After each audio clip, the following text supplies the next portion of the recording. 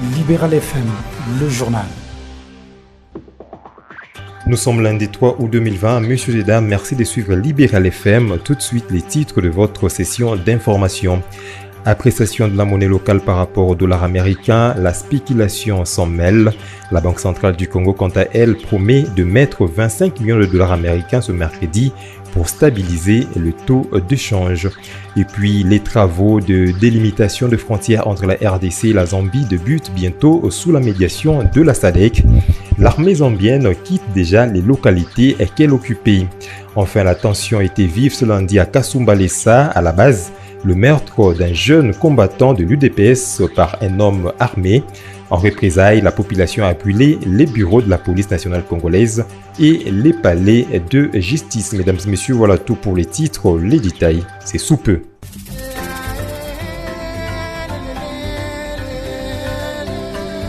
Libéral FM, le son du Congo profond. Je l'ai dit dans les titres, la délégation interinstitutionnelle d'experts dépêchée suite à l'occupation du territoire congolais par l'armée zambienne a annoncé les débuts des travaux de délimitation de frontières entre les deux pays sous la médiation de la SADC. La délégation qui a regagné Kinshasa le week-end a fait savoir que l'armée zambienne a déjà amorcé le processus de retrait des localités de Kimbanga et Kalubamba, situées à la frontière entre la RDC et la Zambie, dans les territoires de Moba et de Puerto, dans la province de Tanganyika.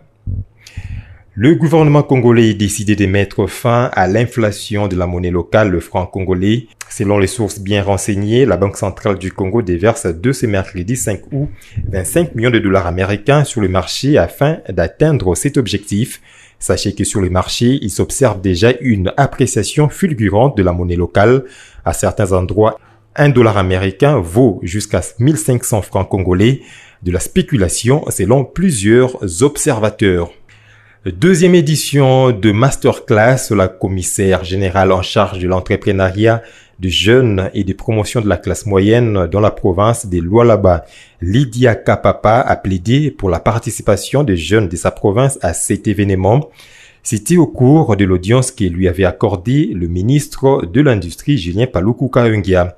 Lydia Kapapa, ministre provinciale en charge de l'entrepreneuriat de jeunes et émergence de la classe moyenne de Lualaba. Nous avons senti l'obligation de travailler avec le secteur de l'industrie parce que au niveau national, il y a certaines attributions avec lesquelles nous devrions se focaliser, favoriser à ce que les jeunes de la province, les jeunes de la République démocratique du Congo soient des millionnaires.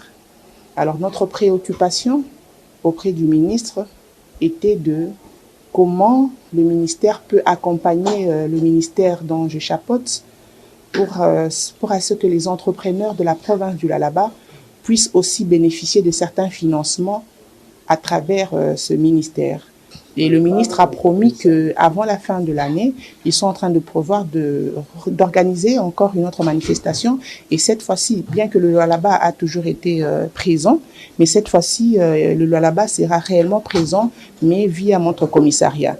Le Lualaba s'est déjà organisé, en tout cas avec la participation très très active de notre patron, l'excellence Richard Mouyej-Manguesmond, pour encadrer cette jeunesse. La province du Lualaba s'est concentrée dans la reconversion de ces jeunes dans l'aspect artisanal via l'aspect de l'agriculture et dans d'autres aspects. Nous attendons encore un appui de ce ministère pour voir dans quelle mesure assister et encadrer les différents entrepreneurs de la province du Lualaba dans cette période de post-Covid. Le gouverneur de la ville de Kinshasa, Gentili Ngobila Mbaka, a lancé le samedi 1er août dernier l'opération Sokola Kitambo, s'inscrivant dans le cadre de Kinshasa Bopeto. Les premiers citoyens de la ville ont profité de l'occasion pour annoncer le mécanisme qui seront mis en place pour sanctionner toute personne qui ira à l'encontre des décisions de l'autorité sur le respect de l'hygiène et de l'assainissement régulier de son environnement. Gentili Ngobila Mbaka est au micro de Célestine Massoudi. Après le lancement de l'opération Sokola Boulevard Lumumba, le gouverneur de la ville de Kinshasa, Gentili Ngobila Mbaka, a lancé le samedi 1er août dernier l'opération Sokola Kitambo, Une opération qui s'inscrit dans le cadre de Kinshasa-Bopeto, vision majeure du gouverneur. Le rond-point Kitambo Magasin a servi de cadre pour accueillir le patron de la ville et sa suite, ainsi que les ONGD de la commune de Ngalima et Kitambo, venus soutenir cette vision du gouverneur. L'autorité urbaine n'est pas allée par 4 chemins pour rappeler à la population sa vision Kinshasa-Bopeto, axée sur l'assainissement de la ville, afin que Kinshasa puisse revêtir sa plus belle robe. Esalami lelo etikala seko na seko. Eza boite. Pona etikala seko na seko esengeli tosala nini. Esengeli biso banso toyeba bisika tovandi. Bisika tozali kosala. Bisika tozali kokende toyeba kobatela bisika nyonso wana. Kobwaka salitaire mabele ezali mabe. Dans le but de pérenniser sa vision, le premier citoyen de la ville a annoncé l'installation d'une équipe au carrefour de Kitambo Magasin et la mise en place de certains mécanismes dans le but de sanctionner les indisciplinés. Yango wana mikolo koya tokolamusa tositolamusi yango mais tikali kaka ba disposition pratique. Service d'hygiène il faut ça la mosala na yango. Ba amande il faut ba ko pesama po bato batosa. Amande ko tosa ko pesama o refuta amande te na ma o etali célébrité akokende ko sala mo mikolo mi balemi sato na boloko pona ayeba. Satisfait, certains habitants de la ville ont loué l'initiative de Jontini Ngobilambaka tout en lui demandant de l'étendre dans toute la commune. En tout cas, aujourd'hui, je suis vraiment tellement content. Bien que je suis opérateur économique dans le Kitambo, mais je suis vraiment content. En fait, comment cette initiative, comment ça puisse partager dans toutes les communes de Kinshasa. Premièrement, on a l'initiative vraiment et vraiment Baba Jontini à Elibiso. J'aimerais qu'ils aient vraiment le membre courte et ils allaient vraiment yaoka tate et c'est mon année aux vraiment au monde et continuer vraiment Baba Jontini à continuer en haut. Et ça l'ingana au plaisir vraiment ya vraiment l'initiative ya Sikaboué vraiment na Kinbopeto ou Elibiso vraiment na Kitambo. La fondation Denis Nyakero Tshisekedi poursuit sa campagne de solidarité avec les plus vulnérables pendant cette période de Covid-19. Toujours en partenariat avec RTL RDC, un autre don de vivres et des biens de première nécessité a été remis le jeudi 30 juillet dernier à l'orphelinat Kukulao Tuenda dans la commune de Ngalima. Plus de détails avec Célestine Massoudi Tamboué. Lancé au début du mois de juillet dernier en présence de la très distinguée première dame de la République, la campagne d'aide aux personnes vulnérables, initiée par la fondation Denis Nyakero Tshisekedi en partenariat avec RTL RDC, poursuit sa course. Le jeudi 30 juillet dernier, c'était le tour de l'orphelinat Lukulu Otuenda de bénéficier de la générosité de la première dame. Cet orphelinat situé dans la commune de Ngalima a reçu des vivres et des produits de première nécessité comme des sacs de farine, de sucre, de l'huile, des sacs de riz, du savon, le désinfectant et tant d'autres articles. Très touchés par cet acte, la responsable de l'orphelinat ainsi que les enfants ont uni leur voix pour remercier l'épouse du chef de l'État pour son bon cœur.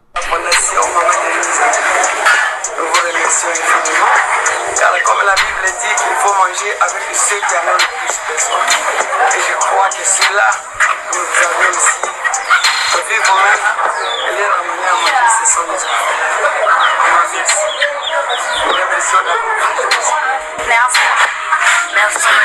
Merci Maman Denise.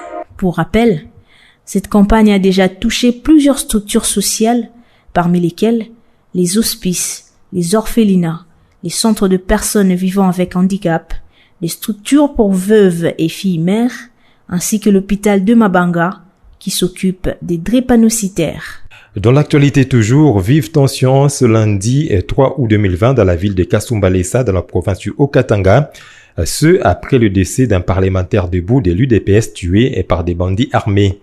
Tout le matin, la population est descendue dans la rue pour exprimer son ras-le-bol face à ce énième cas d'insécurité dans cette partie du pays. Des bureaux de la police judiciaire ainsi que des palais de justice ont été saccagés par la population en guise de représailles. D'après les témoins sur place, la police a fait usage des balles réelles pour disperser les manifestants en colère.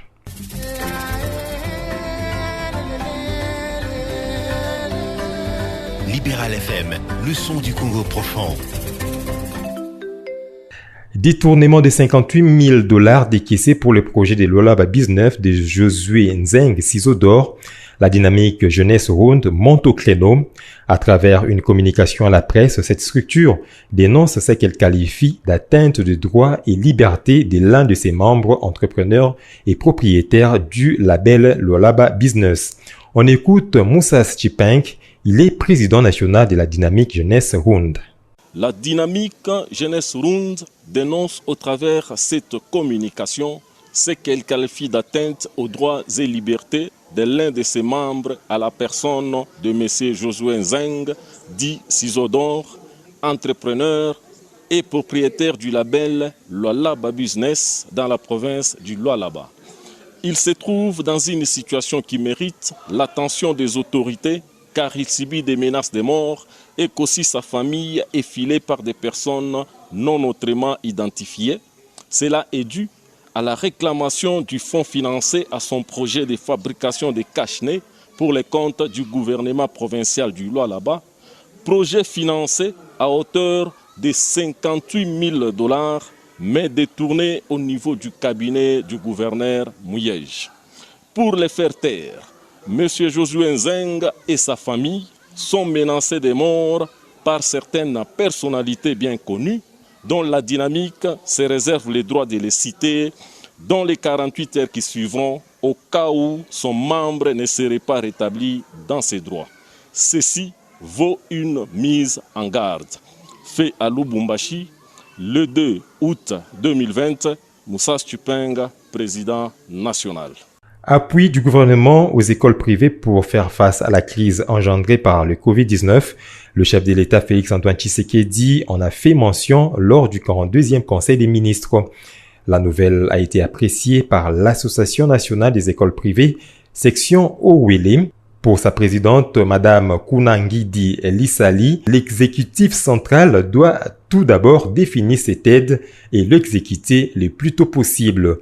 Kunangidi Lissali est au micro Libéral FM de Franck Douabo. En tout cas, nous avons accueilli ça avec beaucoup vraiment de félicitations parce que nous voulons que ces écoles puissent être appuyées effectivement. Et ces écoles ont traversé 4 mois d'inactivité et les frais de fonctionnement proviennent seulement des parents. Quand il y a activité, les écoles privées ont de sérieuses difficultés. Mais comme pendant ces 4 mois, il n'y a pas eu d'activité, donc on n'a rien perçu. Même si on avait gardé un petit rien au niveau de la direction, mais on ne peut plus avoir quelque chose. Nous avons suivi qu'on va nous aider. D'ailleurs, nous saluons cette aide là-bas, mais qu'on puisse définir cette aide et que ça puisse venir le plus vite possible. Parce que nous cherchons aussi à nous préparer pour accueillir très bien les enfants comme il le faut. Marche pour réclamer la démission du gouverneur Atou Matubwana, les sénateurs Roli Lelo appellent les autorités de la province du Congo central à privilégier avant tout l'intérêt supérieur des filles et fils du Congo central en lieu et place des intérêts égoïstes qui mettent en péril le développement de la province. Déplorant les dérapages, il rappelle par ailleurs que la marche pacifique est un droit constitutionnel et doit être encadré par la police. Les questeurs adjoints du Sénat pensent qu'il est indispensable de sauvegarder les acquis de la démocratie. On va parler société dans cette édition du journal Pandémie du Covid-19 en RDC. Vous le savez, le secteur économique a été sensiblement touché et c'est le cas des produits des premières nécessités qui ont pris de l'ascenseur d'une manière spectaculaire. Curieusement, le secteur de l'habillement n'a pas été très impacté, sauf dans la friperie où les vendeurs se plaignent. Yannick Mouyamba pour le reportage. La place magasin Kitambo, un carrefour souvent mouvementé. À quelques pas de là sur l'avenue Oya qui débouche vers l'hôpital Kintambo, c'est une succession de points de vente, maisons commerciales de tout genre, qui longe l'avenue. Depuis la déclaration de la pandémie du Covid-19 en RDC, plusieurs secteurs de l'économie nationale ont été affectés, mais selon cette tenancière d'une maison d'habillement de la place, avant et après Covid, le prix n'ont pas connu des fluctuations dans les secteurs de vêtements. ici chez nous, on maintient toujours nos prix. Par exemple, il y avait l'ensemble de $120 à discuter avant Covid. Même après Covid, c'est toujours 120 à discuter. Et puis les derniers prix aussi, on a toujours les derniers prix comme d'habitude. Sinon, de ces côtés-là, ça n'a pas pu perturber. Bon, c'est un exemple que j'ai donné. Il y a beaucoup d'articles ici. Il y a des boucles d'oreilles. Nous avons nos boucles d'oreilles à $5. Ça reste toujours maintenu à $5. On a de jupes, on a de robes, on a de vestes. Il y a beaucoup d'articles ici. Mais sinon, on maintient nos prix, oui, on maintient nos prix par rapport au Covid. Ce qui est observé sur le marché, c'est plutôt les ventes qui ne font qu'accuser de recul, faute d'un faible pouvoir d'achat de la population depuis plusieurs semaines. Par rapport aux achats, il n'y a pas assez de clientes. Les clientes préfèrent faire des provisions cachées de vêtements. Sinon, ça va, et puis on s'adapte. Au sortir de la boutique, nous nous sommes rendus à un grand magasin de friperie juste à côté. Là, par contre, la situation est tout autre, affirme Serge Kembo, un employé que nous avons trouvé sur place. Bon, non, avant Covid, les prix étaient vraiment abordables. Et après Covid, là, on en voit déjà qu'il n'y a pas moins même des prix moyens, mais on est toujours plus haut. Les chemises étaient à 5 000 francs, cette fois-ci, maintenant, c'est à 8 500, 9 000. Les jeans, c'était à 5 000 francs, c'est maintenant 12 000, 13 000. Ouais, c'est comme ça. Les shorts, c'est toujours dans les prix 4 500. Souvent, c'était à 3 000 francs, 3 500. Maintenant, c'est à 5 000 francs, 4 000 francs. Donc, c'est toujours une augmentation des prix. Voilà, mesdames et messieurs, ce journal touche à sa fin. Mais avant tout, laissez-moi vous rappeler l'essentiel. Appréciation de la monnaie locale par rapport au dollar américain, la spéculation s'en mêle. La Banque centrale du Congo, quant à elle, promet d'émettre 25 millions de dollars américains ce mercredi pour stabiliser les taux d'échange. Et puis, les travaux de délimitation des frontières entre la RDC et la Zambie débutent sous la médiation de la SADC. L'armée zambienne quitte déjà les localités qu'elle occupait. Enfin, la tension était vive ce lundi à Kasumbalesa. À la base, le meurtre d'un jeune combattant de l'UDPS par un homme armé. En représailles, la population a brûlé les bureaux de la police judiciaire et le palais de justice. Mesdames et messieurs, ce journal est complètement fini. Il a connu le concours rédactionnel de Célestine Massoudi et de Yannick Mbouyamba. La partie technique était assurée par Flavien Tepa, Nestor Ngeleza et Ika Miongo. Mesdames et messieurs, merci de nous avoir suivis sur Libéral FM ainsi que toutes nos radios partenaires. Ce journal vous a été offert par Widal Fondation, tous ensemble pour l'épanouissement de tous.